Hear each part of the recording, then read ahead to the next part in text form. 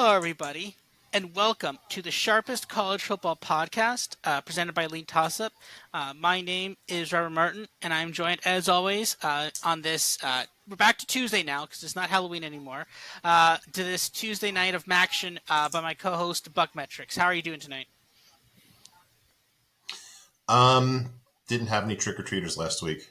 Did I mention that? I did mention that last week. I still didn't get any. Yeah, I don't know.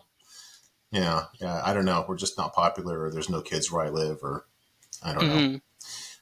Maybe they listen to us like in week 2 when we had a bad week, and they just are not even going to trick or treat my house anymore. I don't know. No, like you lost all your money already. You don't have any money, so you clearly don't have candy. Yep. Actually, they're coming out and they're saying, yeah, give me just cash. No candy and no picks. Okay, you owe me. Yeah. All right, you ready to start to see who won the week? Yeah, who do you have as winning the week?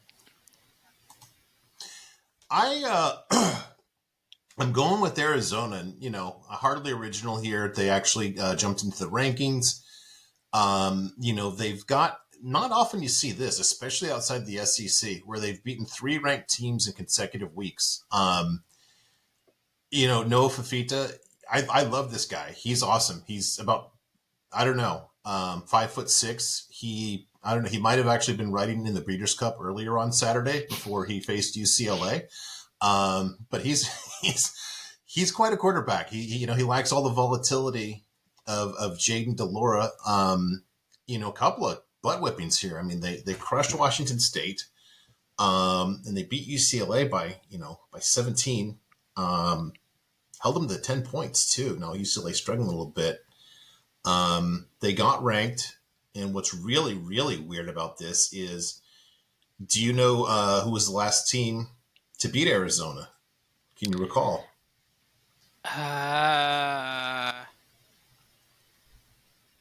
Was it USC? Hint.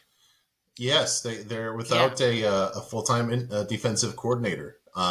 Yes. That game is aging oddly well for USC. Seeing as, their defense in regulation held Arizona to 28 points, which is in line 27 in these last 2 games. Something clearly wrong for USC after that. Well, something clearly went right for Arizona after that. And I think that was Fafita's first start too, which obviously, I think makes a difference as well. Yeah, and we actually been pretty high on Arizona last couple weeks. We weren't on them last week, but we were on them against Oregon State, and it sucks because I was seeing this Arizona team do really well, and I remember I think a few weeks back I was on them like against they were playing Stanford. I'm like, oh, Arizona -10, that looks good, and they didn't cover that, and I'm like, what went wrong? And then it's just like, oh, then they just go out and just destroy Washington State. I'm like, why couldn't you do that against the worst team? Like, it's very confusing. But Stanford somehow also beat Washington State, so. Yeah, you know what's interesting too is, remember about 5 or 6 weeks ago, your rankings had Arizona like 25, 26, 27. And we both kind of laughed in that, and we just said, oh, that's one of those aberrations that we need to fix or just ignore. And your model was way ahead of it. Yeah. It does. It's weird how it does that sometimes. Well, yeah. Where do we have Arizona now? Good on you. Good on Arizona. Well, we'll see in part 2. Yeah, we'll see that. We'll see in part 2. Yeah. Okay. So I had Arizona, and you have Liberty. Yeah, Jamie Chadwell. I don't recognize this guy with short hair. No, that's not him. He doesn't have hair like that. Yeah, that's Jamie Chadwell. But yeah, no, here's the thing. So one, they're somehow still not ranked by the CFP, so that's extremely unfortunate. But huge win for them. I thought they would have actually been ranked by CFP this week, but they weren't. This is a team that's now undefeated, so theoretically they still could be in contention for the Access Bowl bid if they finally realized that, hey, they should probably rank this team. You have basically an undefeated season so far. Last week, on our pod, when I bet it earlier in the week, they were 17-point favorites against Louisiana Tech, which I thought was insulting. Somehow that was bet down. It was close at 13 or something, and I'm like, I'm like, okay, I'm not touching this again. I'd love to double up on this, but I'm just not going to touch it. And then they crushed them like 56-20 or 30. Like it was an absolute drubbing. Like not even close. And it's just this is a team that we have been on, I think, every week. And there's been a couple weeks that they let us down, but like I think it's like they've let us down 2 weeks, but 5 weeks it's just been amazing, right? Yeah. And I kind of just love this team, and this team is really good, and it's extremely underrated, and it's a huge win for them. And I think an undefeated season is definitely within reach now. I believe that was their toughest game left, and I think now all that's left is the Conference USA Championship game. But yeah, like, and again, it's just like every time this team, like basically every time there's a line with this team, it's always like, oh well, okay, they're good, but then the line usually goes down a bit. People are always betting against this Air Force, like against this not Air Force. That's a different story. Betting against this Liberty team, and they just always prove them wrong. And it's just a huge win for them. And this team looks good, and this team should be playing in a good bowl. And like again, this team, and I'm already starting to circle the teams that I like. With the second the lines for the bowl games come out, I'm going to like instantly bet whatever Liberty spread is. I'm betting that. Whatever New Mexico Yeah. State spread is, I'm Yeah. definitely like. There's like a bunch of teams I'm starting to get ready to be like circling whatever there's like. It's just to be like instant bet. Like I don't even care what the spread is. You're just going to bet it instantly because it's like this is going to be. There's going to be a lot of teams that are going to be like Power Five team, disappointing season, up against G5 team with a lot to prove, and it's just going to be like it's them, it's New Mexico State, Air Force to some extent, depending on who they play, JMU if they get that waiver. That like there's like all these teams that I'm starting to circle and like okay this team and this team and like you're just wait for them to come up in when we start getting these bowl games. Yeah. I mean, how long ago was it? I literally think it was mid to late September when the refrain on this podcast became what? Liberty is a Is menace. it Liberty is a Um, menace? Yeah, and I don't know. Apparently, it's not a menace outside of this podcast, and I don't know people who just like to cash winning bets on Conference USA teams. who are these people who are like, no, Liberty's secretly bad? Like, who are these people? Like, who are these people? Like, is there a syndicate that just bets against Liberty? How are they still employed? Like, they're like, hey, maybe we should stop betting against Liberty. Like, I yeah, that mystifies me. I don't know. Although to your point, the softer lines tend to reside in the group of five, and I guess more yeah, specifically in Conference USA.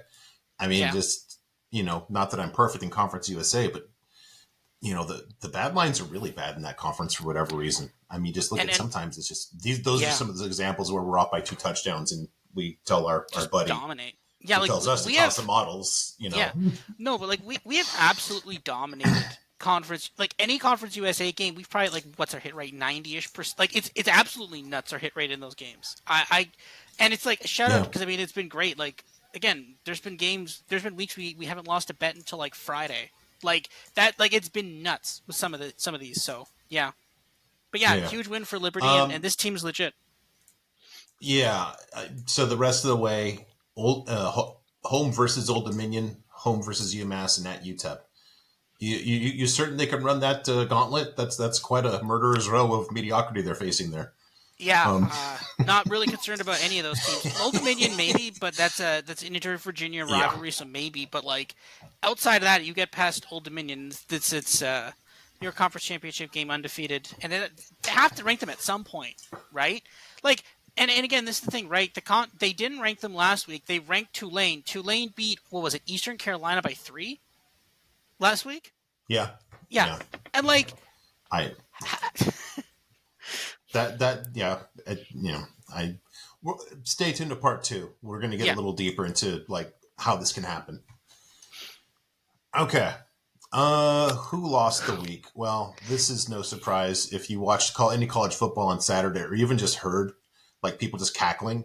Um, you know, the USC defense. God bless those kids.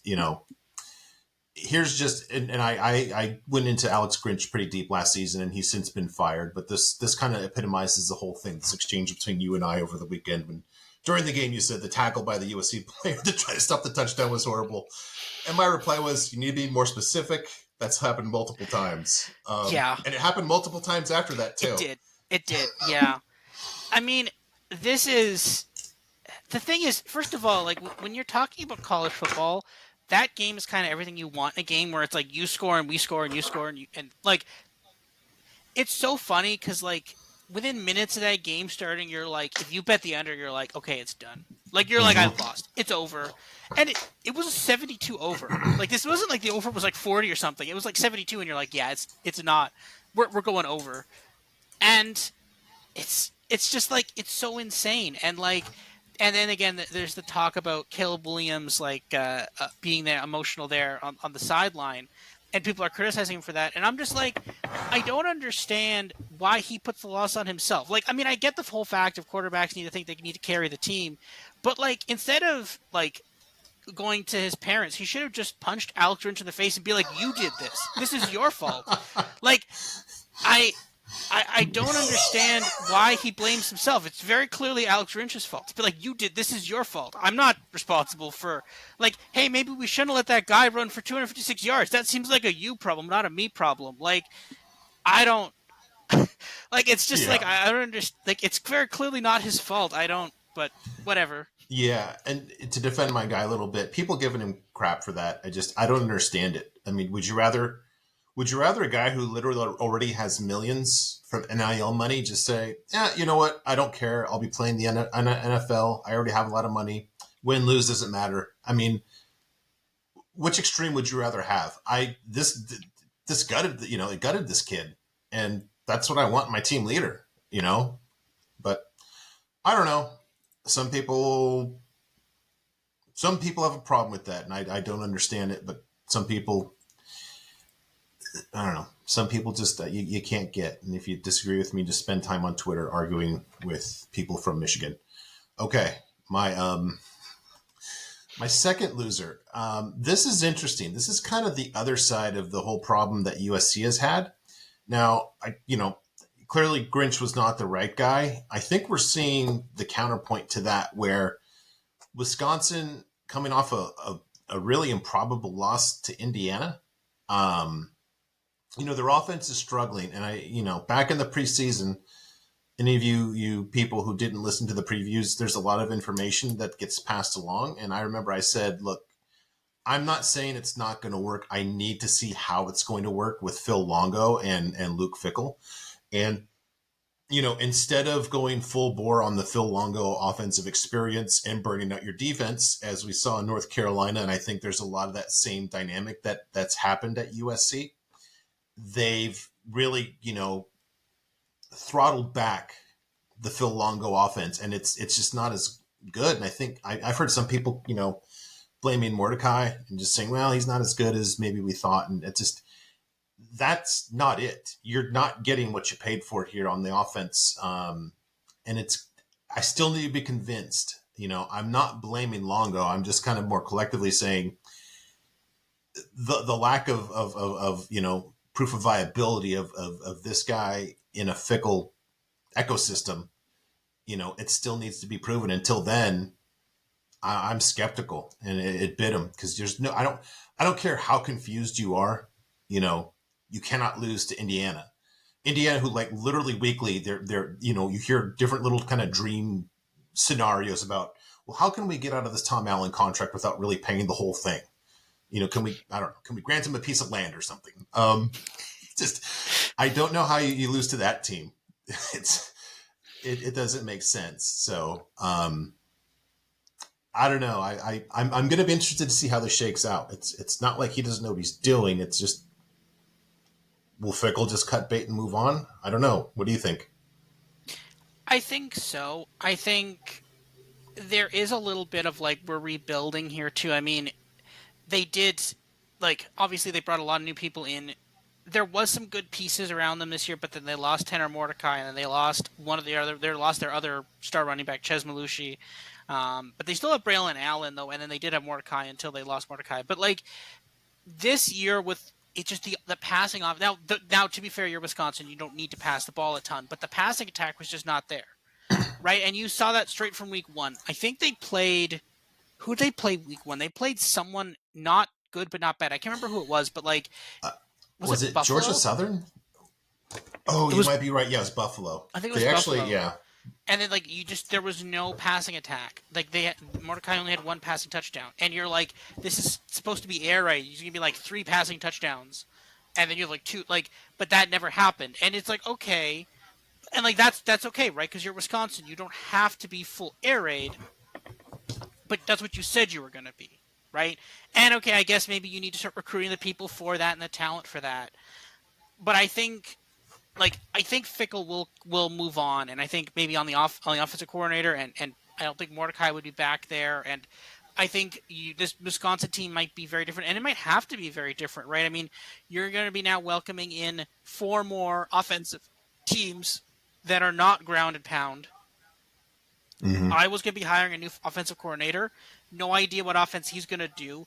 He'll probably try to transition for something, but they're probably going to be stuck for a year at least with whoever they still have. Their 8 tight ends or whatever.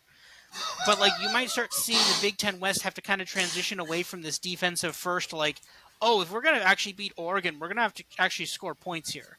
Like if we score 20 points, they're going to have 28, right? Like we're still going to lose that game. So they may actually figure out we have to actually score points here and score on offense. We can't just ground and pound, right? So it's going to be Mm-hmm. very interesting to see how these teams start changing. And I think of all of them, I think Fickle's probably the best one to potentially move on and evolve there. The other ones are probably going to have a bit more steep learning curve, but I think that's what you're looking at with that. Yeah, yeah. So we'll see. It's going to be interesting to watch. It will be, and we'll see One that this more, this and summer. Mm-hmm. yeah, one more. This isn't really a loser. This is just an old man rant. You know what? I I am extremely emotional or extremely fortunate. I might get emotional through this to be an American. I God bless my troops. They keep me safe. They let me live an amazing life in Newport Beach, California, and I am so fortunate. I'm probably of one of the top 0.1% people to ever walk the history of the planet because of our troops. Now, having said that, I have a hard time understanding how, and I'd hate to pick on your Gators, but I think others have done this too. You know, I don't know how wearing a black uniform that says honor or integrity on the back of it, quote, honors the troops. You know, if some guy is dealing with PTSD from the Gulf and he doesn't have enough medical benefits, you know, through the VA, does this really make his day? I'm skeptical. Now, if they're auctioning off the uniforms and then giving that money to a veterans cause, great, and I will stand corrected. But this just, I don't know. This seems like a bunch of performative, self-serving stuff for everybody to pat themselves on the back and not really do anything. End of sermon. Mm-hmm. Responses. Yeah, no, I do agree with that, right? And we do see a lot of that in the U.S. and also in Canada too. There is some of that, right? There is some of the like, yeah, we support the troops, but to a point, right? And I think that's um, I do have issues with that at times. I will say one of the nice things is now you guys don't celebrate Remembrance Day specifically in the U.S. Because that Remembrance Day was the end of World War One, and you contributed, but you were kind of a Oh, bit late to that one. But remember in Canada we celebrate Remembrance Day just like in the UK. No, because you guys, it's basically your Veterans Day, but you guys have Veterans Day in the summer. We just do November 11th to mark the end of World War One, because that time it was the Great War, and then there's no way it could happen again, and then it happened again. But basically one of the things we do for Remembrance Day is we buy poppies, which is actually it's actually commemorating Flanders Field, which was one of the battlefields in World War One, and when you buy a poppy, that goes to veterans. So that's kind of a nice thing that we do in Canada, which is, and I thought. When I was younger, I thought that was something Americans did, but apparently that is not something Americans do. So I don't know if there's an equivalent or not. I don't know. no, we just barbecue and congratulate ourselves. That's kind of how we do things down here. So, Yeah, thank you the resources and bandwidth to get my little old man screed out. So, yeah. I believe you have a loser for the week as well. Yeah, uh, we've got Brent Venables here from Oklahoma. The thing is, it's just like two straight losses in a row, and the thing is, the problem with the Lincoln Riley era in Oklahoma was always like hot start, beat Texas, lose a couple games down the stretch, don't either win the conference game or don't win the conference game, or like there's always problems down the stretch. Could never finish off a full strong season. And last year obviously was bad. We're kind of treating that as like whatever. That was different. But this year looked really good. It was supposed to be different, and now we're right back to the exact same thing again of the, oh, okay, get strong start, beat Texas, and then we crumble. And it's really weird because again, I have only been doing with the modeling. Actually, technically, I think this is my first season I've been basically modeling Oklahoma with a good Oklahoma team, because last year obviously was not a good Oklahoma team. So like, and we saw this in, especially in our models in our rankings, we saw this in real time. We're like, you beat Texas, and then it just started going down, and we saw it live, and I'm like, that can't be there. And then like the model was able to freakishly and I've like, it was kind of terrifying how it knew, but like again, how do you let this happen? You're very clearly more talented than than UCF. You should have crushed UCF. You probably should have beaten Kansas. And then again, Oklahoma State. Like, okay, I get the fact that this is Oklahoma State's last crack at you. Okay, and yes, they were gonna they were gonna give you everything for that, 100%. But you've got to get your guys ready for that. You got to be like, they're gonna throw everything at you. This is their one shot to take you down. You got to prove you're better than them, and they did not do that. So this is the problem. And like, look, and this is the same thing with Texas, right? Texas almost lost to Kansas State through. I don't understand why Kansas State did what they did there in overtime, but like, there's a lot of these weird things happen in that game. But this is the problem, right? You now can't get over that hurdle, that late season hurdle of an Oklahoma State, or in Texas's, you barely get over the hurdle that was a late season Kansas State. What happens when that's a half decent Arkansas team? What happens when that's Ole Miss? What happens when that's an Auburn team that's actually functional? Or that's when you're playing Florida in the swamp in late October, early November? What happens when it's that team?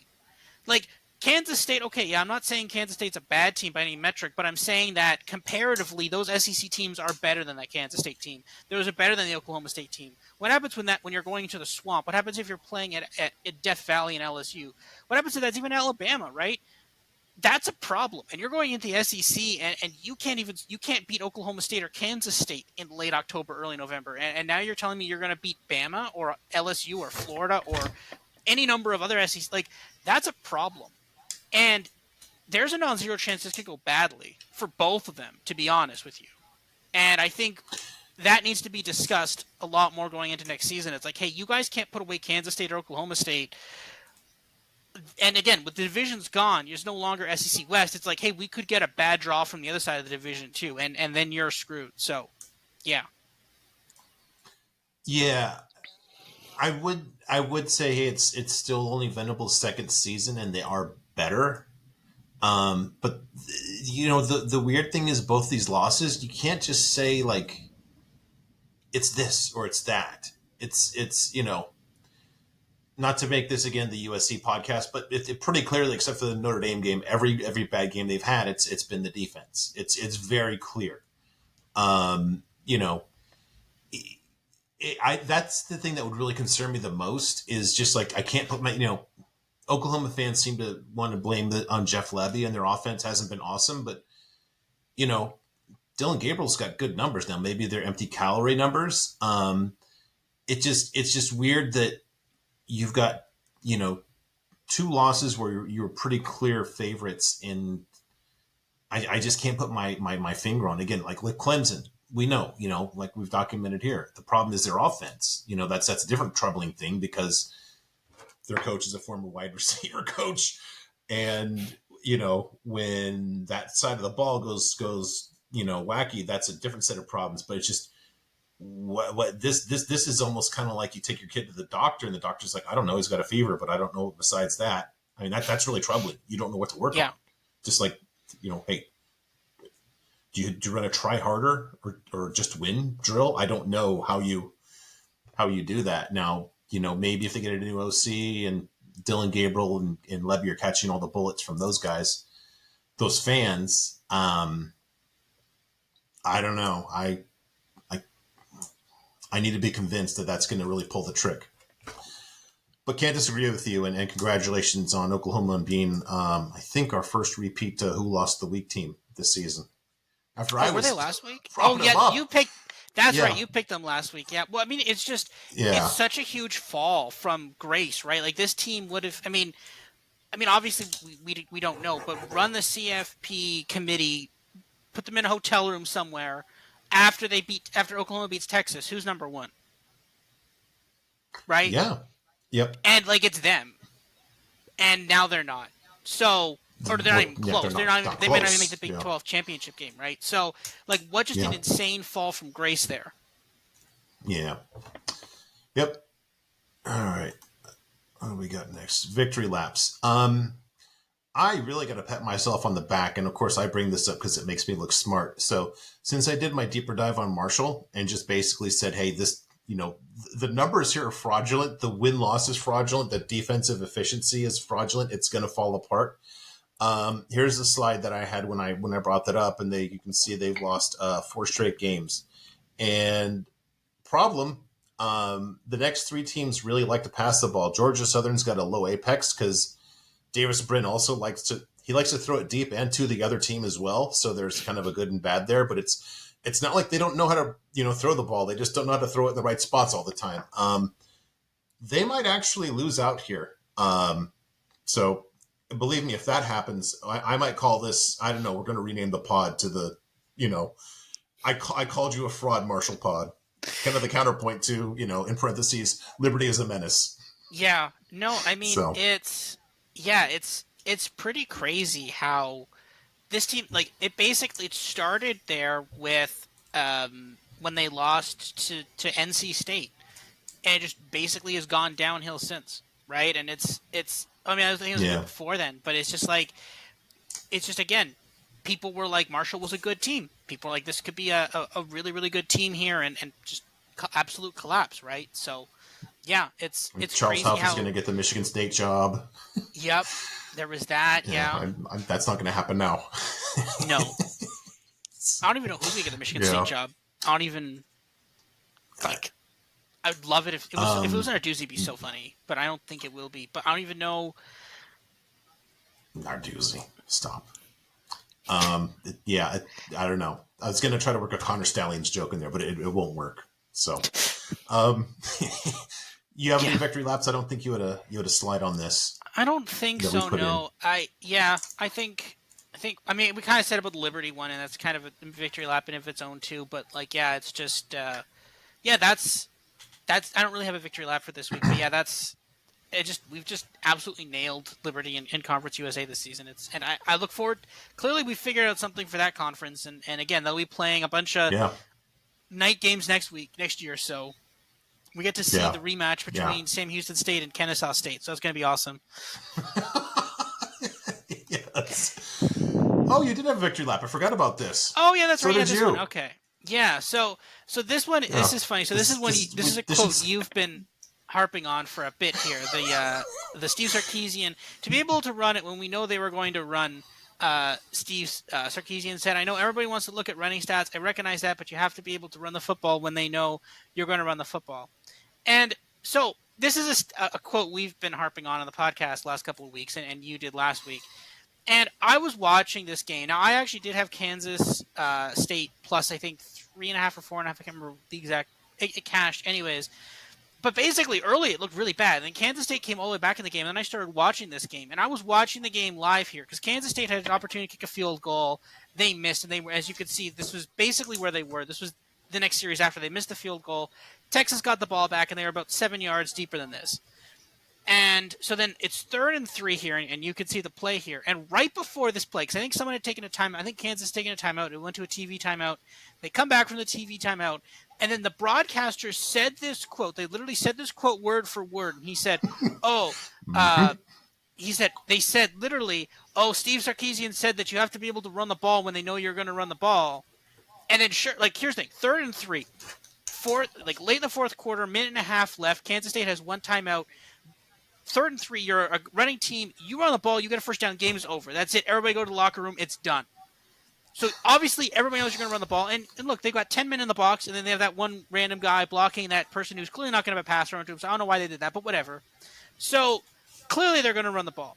And they run the ball, and it gets a loss of 3 yards. So that didn't work. So clearly they can stop you when they know you're going to run the ball. That's not how that works. So, yeah, not great. But the thing is, this is the thing, right? This game was probably closer than it should have been. This was at home.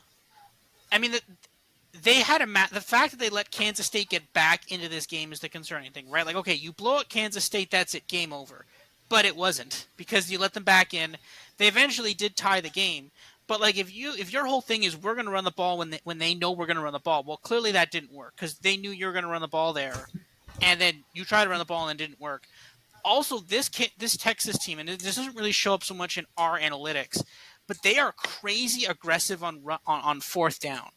They ran like it's like 4th and 3, fourth. I've seen a couple of 4th and 5s. Like, they are doing insanely dangerous things on fourth down, and no one's been able to punish them yet. And again, emphasis on yet. Now, Oklahoma did a couple times in their game against them, but like you're now, and the thing is, to be fair, on one hand, you're relying on you're daring Kansas State to stop you. You're like, go ahead, stop me. I'm going to run on 4th and 3. You stop me. And you know what? That is not a bad strategy, because you're saying my guys are better than your guys, are stronger than your guys. We're going to run, get 4 yards, and then get a fresh set of downs. And I understand that thinking. That's fine. My concern is, why was it 3rd and 3? If your guys are so much better the entire time, it shouldn't have to. Sorry, it shouldn't have to be 4th and 3. You should have gotten that on 3rd down. You shouldn't have to go to 4th down to get that on 4th and 3. That's my concern. And my concern is then, now, obviously they beat Alabama at, I guess, the weakest time of the season.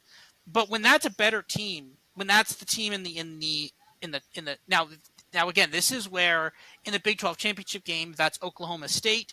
If that's Oklahoma again, if it's a different team, it might get it to a point where they don't get that 4th and 3, where they're running on 4th and 3 or 4th and 5, they get stuffed and they get destroyed, because the amount of gambling they're doing on these 4th downs is a bit insane. And again, like, this team, it's not like, the problem is, for me, it's not like they don't need that first down. Like, it's more luxuries. Like, they're like, yeah, we just don't want to punt it. And it's like, okay, I understand that in terms of, like, it's a bit conflicting for me, because I'm usually the one saying we need to be more aggressive on 4th down, and you do. That's fine.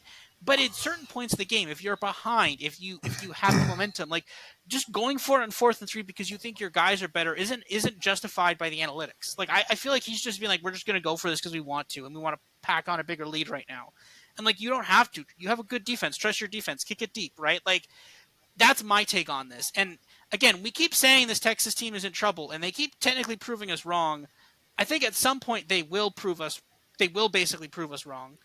But like, they will prove us right, but like, they keep doing this, right? Like, they keep escaping. They escaped this Kansas State game, right? They keep doing this, and at some point it will catch up to them. It's just not yet. And like, they still have TCU. TCU is pretty scrappy, because again, like, basically Oklahoma had Oklahoma State. That was their rival. That was the one who wanted to get a shot at them. That was basically their main rival in the Big 12. That's done. TCU, another rival of Texas. Texas Tech, another rival of Texas. Right? Like, basically everybody Texas plays from now until the end is like has a deep-seated hatred of Texas.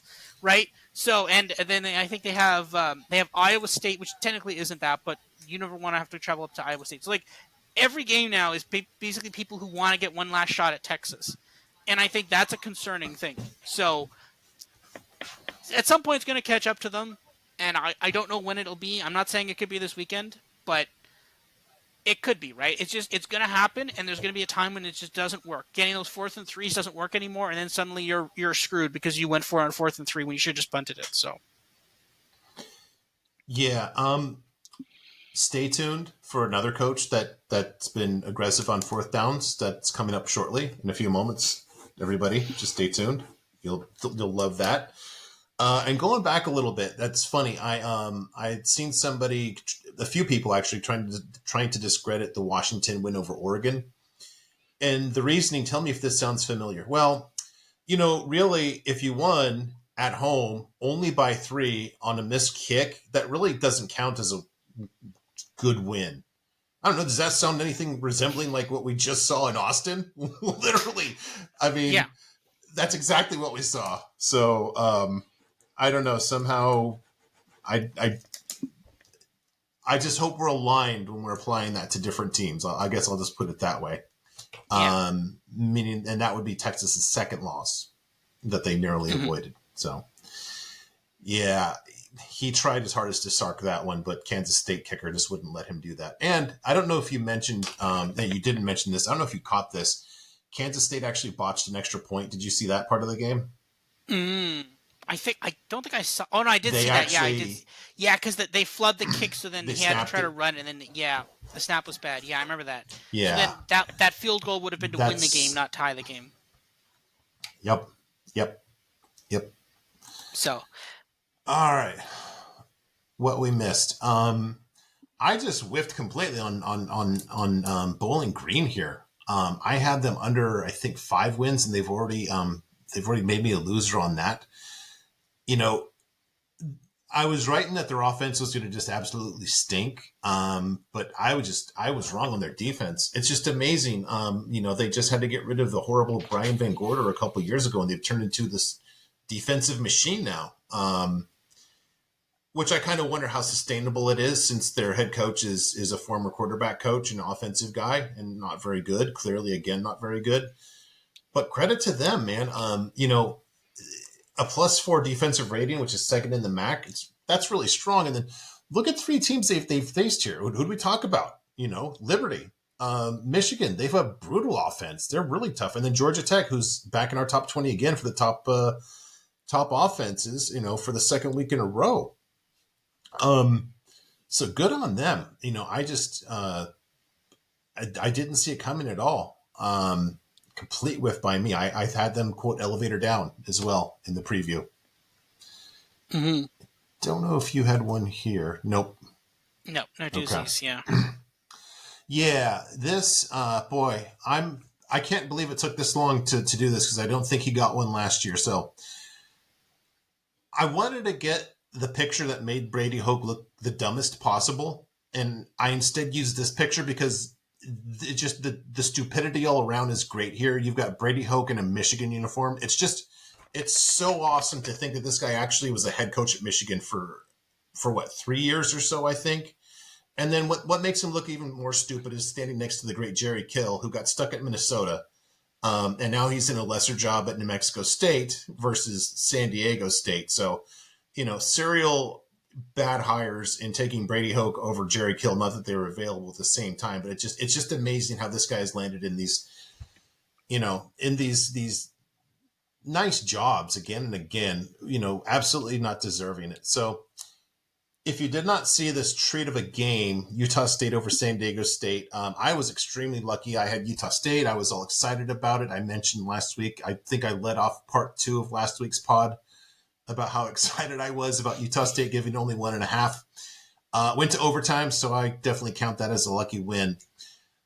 I guess to use your phrase, 2 aggressively strong plays on 4th down by Mr. Hoke here. So 4th and 9 at the Utah State 13. They complete a pass to this guy, Jack Browning, for 2 yards. Come up a little short. Okay. I think that's -2 yards, but things happen. Later in the game at their own 24, very aggressive. Again, now they have this Jack Browning guy run the ball for no gain. But, Brady Hope, maybe he's not smart like us, but he hangs with smart people like us, and he listens to smart people like us, and he knows that 7 is more than 3. So he got aggressive. Now, the only problem is, who is this Jack Browning guy? Well, kids, he is the kicker/punter. You know what that means? He tried a fake punt and a fake field goal in the same game, and he failed on both. I have never seen that before. I have never, ever, ever seen that before. It is unbelievable. Just the amount of just naivete and stupidity and fake aggressiveness and thinking that you're doing the right thing that's necessary for this. It's so unique to Brady Hoke. I don't know who else would do this, because usually, bad decisions are made out of cowardice. And this is just, fake, tough guy, aggressive. I think I'm smart. And this is right up there with, I've said that the most unbreakable record in college football is Archie Griffin winning 2 Heisman trophies, because nobody is going to win 3. I think this is right up there. I can't see anybody having 3 failed special team fakes in one game. I can't. Yeah. That's like a season's worth. That's like 2 seasons worth. Well, the whole point of the fake is you try it, and then they're like, it's come like the whole point is unexpected, and like you try it, and then they're like, "Oh well, we'll watch for that the rest of the game now," and then they do it again. Like No. you're already on heightened alert for it. Like Yeah. you're supposed to do that. You're supposed to one lull them into a full sense of security, saying, "No, no, no, we're not going to do something crazy from the punting formation.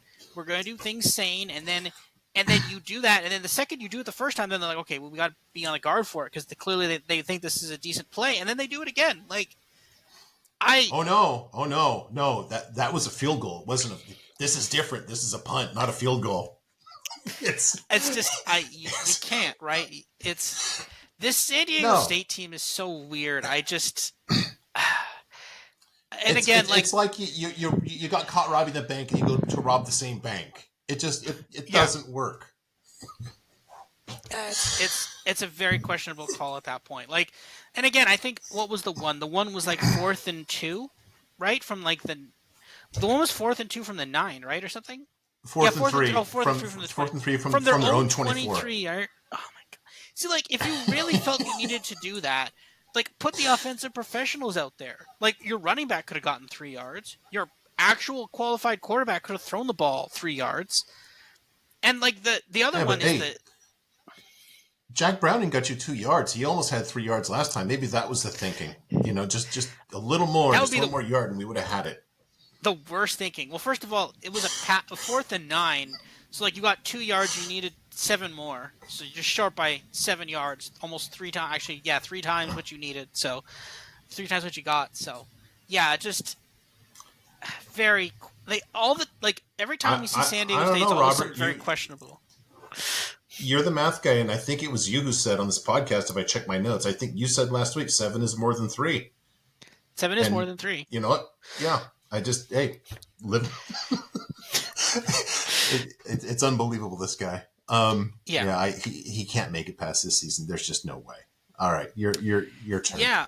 So mine. So this is the head coach of Washington State. What's his name? I think it's Jake Dicker. Jake Dicker. Yeah. Um. So I mean, we all were praising Washington State when they started the season 4-0, right? And they capped that off by beating Oregon State, and we called that the in jest we called that the Pac-2 championship game because it was. And they won that game by 3 against Oregon State, and everybody was happy and yay, good. And then things have gotten bad since then. They have now lost 5 straight games, so that's never what you want. The next 3 games, so remember that they need 6 to get to a bowl game. They they did go to a bowl game last year. They barely made a bowl last year, but wasn't great. So they need 2 of 3 wins from California, Colorado, and Washington. Colorado also desperately needing wins for a bowl game. Washington will need the win to cap off a theoretically undefeated season to go to the Pac-12 championship game there. But they may have already booked their ticket, but they'll need that for undefeated to get into the college football playoff. But Cal has also not looked horrible. Cal has actually looked pretty good the last couple of weeks as well. So none of those 3 games are gimmies, and you need to win 2 of 3 of them. So good luck with that. But like we were so hype on Cam Ward and all this Yeah, stuff, and then I was. okay, Yep. yeah, they crushed Wisconsin. It's like okay, cool. But then they got crushed by UCLA, got absolutely destroyed by Arizona, lost to Oregon. I think it was a garbage time cover there, but again, it was like 20 some odd point spread, so they still lost that one pretty badly. Lose to Arizona State, and then they lose horribly 10-7 to Stanford, which like again, like UCLA put up 44 on them like 2 weeks ago, and you lose 10-7. Like your offense did nothing. You scored 7 points against Stanford. I mean, you held them to 10 points, which is good, but it's also Stanford. But also, you scored 7 points against Stanford, a team that lost to an FCS team. Yeah, not good. And the problem is, like, I don't necessarily think I'm giving him the Narduzzi Award. I don't necessarily know how much of it is specifically his fault, but like you are now going down. Like Oregon State has actually had a pretty good season. They've been pretty good the last couple of years, and they probably have faith in their coach that even though they're not really going down a conference. They're just staying in the same conference, but the conference is going down a level. You're like I have confidence in that guy to try to navigate you through that. Maybe get you to a conference champion, whatever conference they're playing, and he can get you to a conference championship game. He can get you to the college football playoff potentially if you go undefeated through conference play or whatever. I don't know. I have confidence in that guy. I don't know if I have confidence in that guy and this team, right? And if you're trying to build something with the team, right? Like if there's problems on this roster, then the other bigger teams are just going to come in and strip you down for spare parts. They're going to be like, we like this guy, we're taking this guy. We like this guy, we're taking this guy. And they're just going to leave you with the scraps.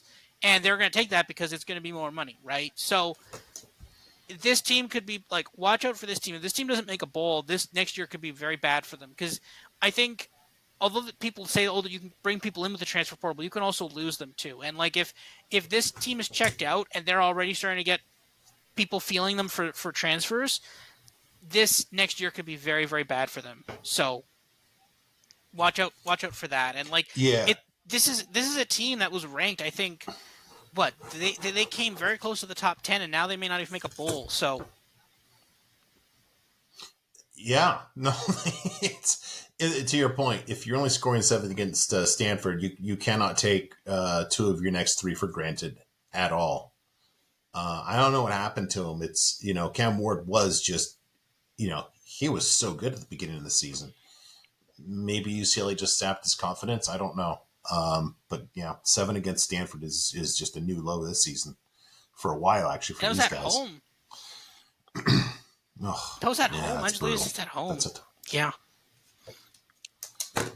All right. All right. Noted for future reference. Just things that came up during the weekend that I want to pass along and make note of. Jordan McLeod remains undefeated. Nice 122 apex against at home, or no, at pardon me, Georgia State. 122 for the season.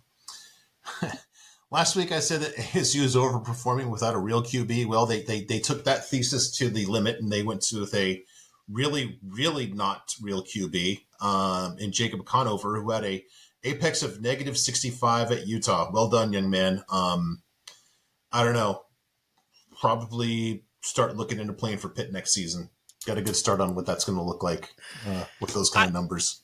like the cool thing about Arizona State's quarterbacks is like, oh, I've heard of that guy. I've heard of that guy. Like, and they go down the quarterback tree like, I've heard of that guy before. I've heard of that guy before.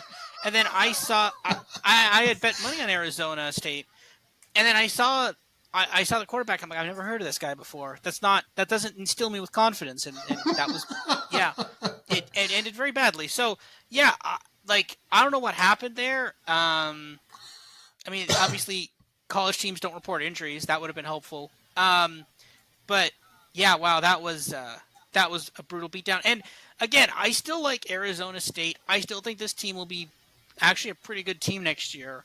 Um, but yeah, this is going to be a rough 3 weeks. I'm assuming what happened to Drew Pine? Can he not play football anymore?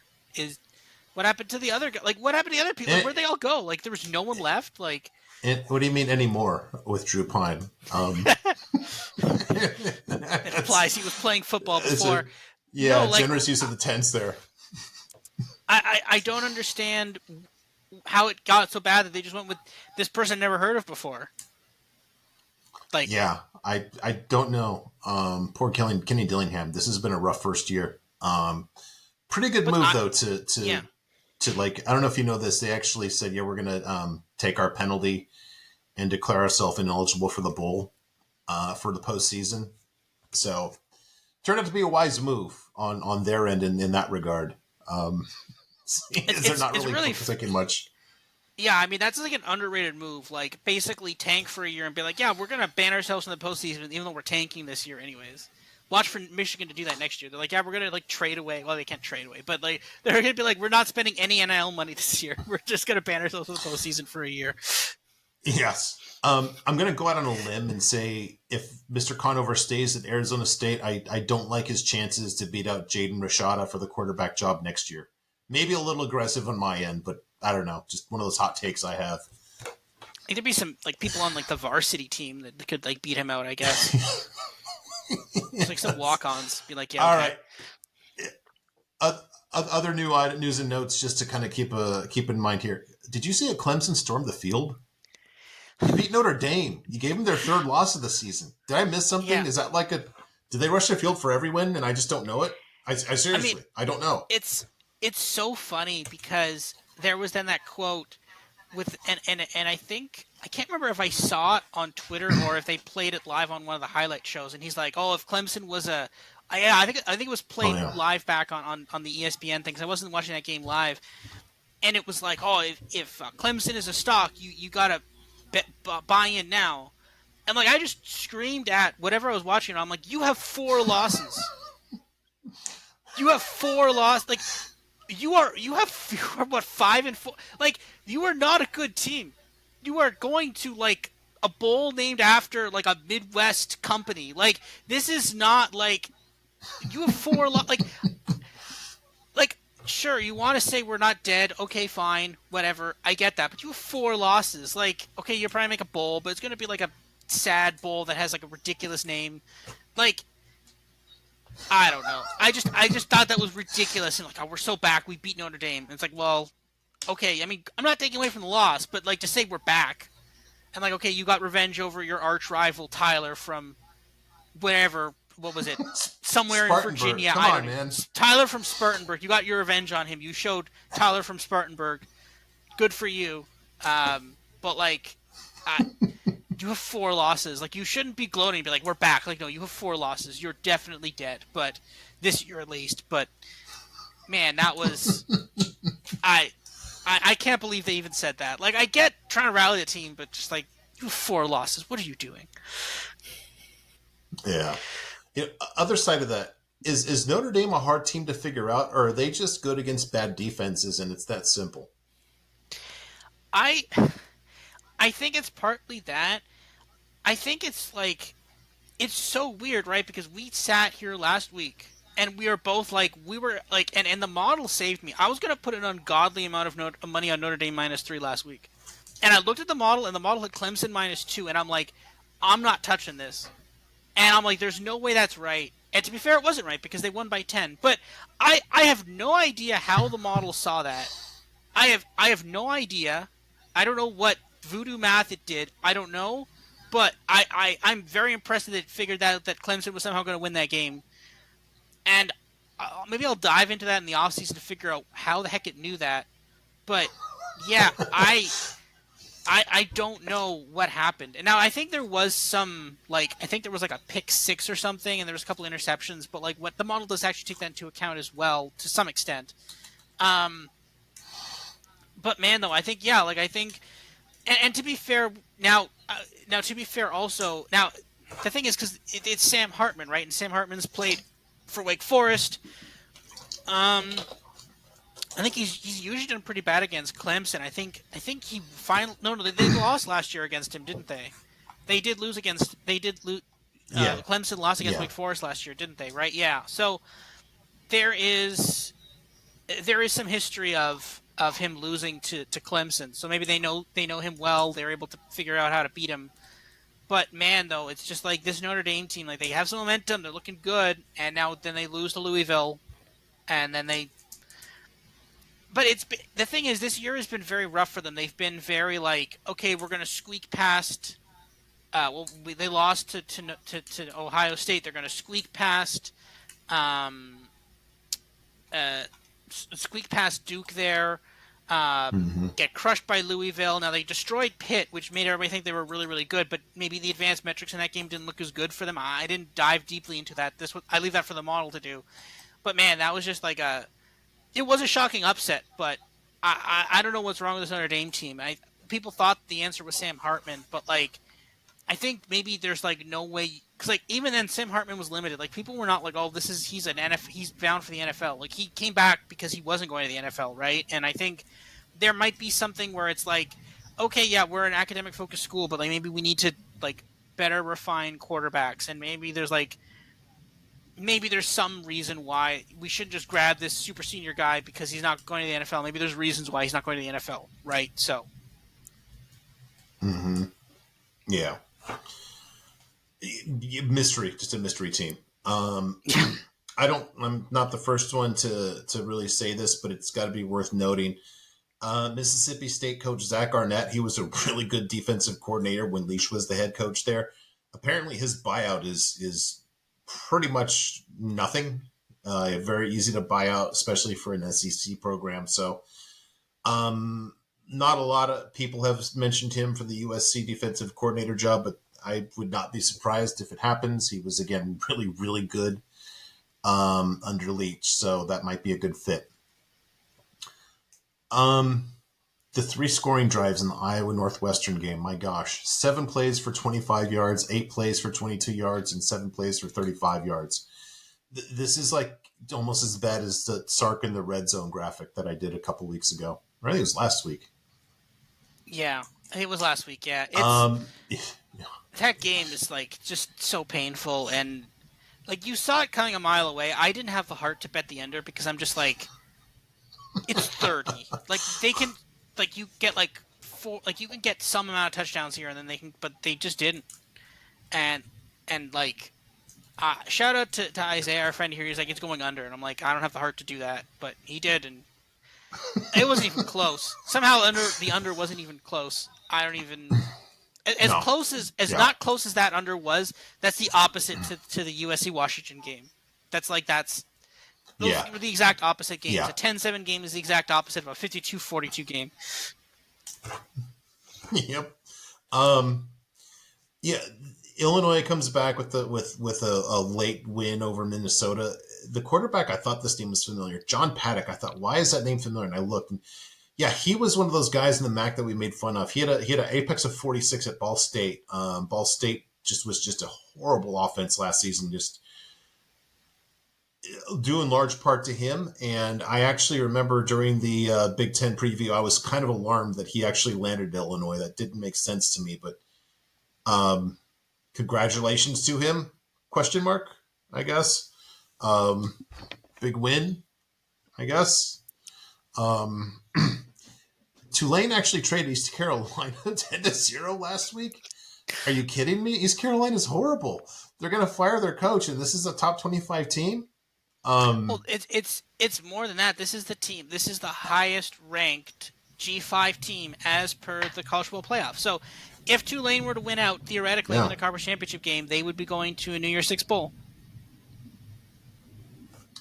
Yeah, which I guess means that, let me just kind of do the math here and look something up. Okay. So by, kind of do the math here, and that means that East Carolina should probably be going to like the Duke's Mayo Bowl. Oh, no, they only have 1 win. Okay, we'll have to figure that one out a little bit later. I was trying to, I had no idea what on earth happened to that horrible Air Force game versus Army.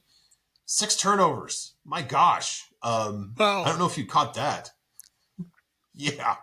I did not catch that. I don't know. I'm pretty comfortable as, yeah, if you have 6 turnovers, I don't like your chances in beating a team that likes to chew up clock like Army. The other academy, Navy. Hey, good luck. Good job, Navy. You gave up an apex of 191 to EJ Warner. Literally just remade that guy's career in the span of 1 game. I mean, Warner's been just horribly disappointing this season. I think he probably just needs to. What I should have done is just seen his apex versus Navy versus all the other teams in his career. Maybe that'll be illustrative. But it's a shame that Navy doesn't have like anybody on staff that knows defense. Oh wait, yeah, their head coach used to be their defensive coordinator. Well done, guys. Things are going really great there. UAB 45, FAU 42. I bring this up because when I spoke about this one last week, I said, watch the quarterbacks here. Jacob Zeno was coming back from an injury, and I liked that. That kind of prompted me to play UAB. I was a little hesitant, even though the model said so, because UAB had just looking a little shaky. But Zeno had a 258 apex. And I also said, hey, Daniel Richardson, he was on the bum list last week, and I said, look for him to play his way out. He's been playing a lot better, and he had a 129 apex last week. Now, UAB's defense is not really awesome. If you recall, their defensive coordinator, his prior experience was a defensive coordinator at high school in Tennessee. So this isn't like he beat the 85 Bears for us old people, but good for him for working his way off the bum list. Yeah, this next one, you got to be kidding me. Grayson McCall, I think he's out for the season. He has to be just wondering what on earth is going on here. So Ethan Vasca, who I think he started off the season as Coastal's 3rd string quarterback. At Old Dominion, he had 21 runs for 170 yards. And remember all the struggles that Grayson McCall had because of this new offense, and he couldn't run the ball. He ran, before he got hurt, for 53 times for only 48 yards. he had to be watching this game saying, where was this when I was taking snaps? This guy had Yeah, 21 runs in one game for 170 yards. I think the high for McCall in one game was like 20. I don't know. Now it's like, I don't know. Maybe Tim Beck is the next Brady Hoke, where he does good things by accident and he doesn't really get it. And maybe he might break the Brady Hoke two failed special teams fakes in one game. I don't know. I maybe. don't Yeah. get it. So, and then lastly, congratulations, Sam Houston. You finally got a win over Kennesaw State, who is a 2-6 FCS team, and your awesome quarterback Keegan Shoemaker got an apex of 67 in that one, which I think would have probably raised his average if we counted games against FCS. But congratulations, you got off the schneid, and if there's anything as a Pyrrhic victory, you're going to have a really fired up Kennesaw State team when this is a conference game next season. Yeah. Among other things, it's funny too. One, Kennesaw State was leading for a large chunk of the first half of the game, so that's a terrifying thought. Two, Yes. the spread was 16.5. So, yeah, Pyrrhic victory here. You won by 3 when you were favored by 16.5 against a 2-6 SES team. So, yeah, not good. This was not good.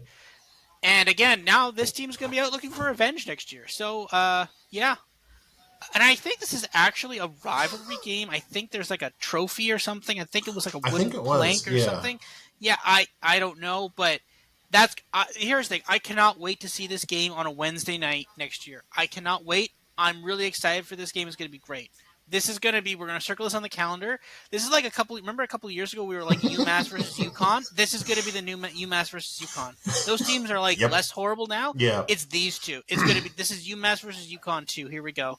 This is going to be great. I cannot wait to see this next week on like a. And now, this game it better be on like 9 o'clock. I don't want any other like. I don't want to see Liberty destroying some other team. I want this game on not Tuesday because we do podcasts on Tuesday. I want this on a Wednesday night, preferably sometime in October at 9 o'clock Eastern. Let's go. This is going to be great. Yeah. Yep. No, highlight it. Absolutely. It's sickos will be all over that. Oh yeah. Um, Speaking of trophies, just we can end on this. Did you see there were two just spectacular things in Akron overcoming the absence of DJ Irons to beat lowly Kent State. Um, Number one, these two teams play for a wagon wheel, which is awesome. I mean, it's literally just a wagon wheel, and it's not like a fancy one. It's Just like a you regular know, wagon. it, Yeah, I know. yeah, Yeah. yeah. It's not gold plated or anything. That's awesome. And then Akron, if you make a big play, and I guess this is because it used to be a big manufacturing town. If you make a big play, they put a tire around your neck, which could have like different connotations if you're like in third world countries, but apparently that's a good thing in Akron. Yeah. I mean, some of these like Midwest towns, like or cities with like long long basically car manufacturing stuff. It's some funny stuff with some of them, but yeah, that's pretty cool. I got it. That's cool. Like playing for a wagon wheel. But there's other ones like there's the brown jug or something. It's just like there's all these ones and some of them are really funny. But it's kind of interesting that it's like Florida and LSU they just play every year. Like Florida Georgia they play every year. There's not like or I don't think there's a trophy. Is there? I don't think there is a trophy. They just whoever wins they know who won. They don't. But you gotta love it when there's a trophy on the line. I think that's really cool. It should be like a Florida Man trophy. I think that's what they should be playing for. So Yeah. okay, all right. And unless you have anything else, thus ends part one. No, I think we are good to go on with the rankings. Yeah. Okay. Well, thank you, everybody. We will see you all in part two shortly.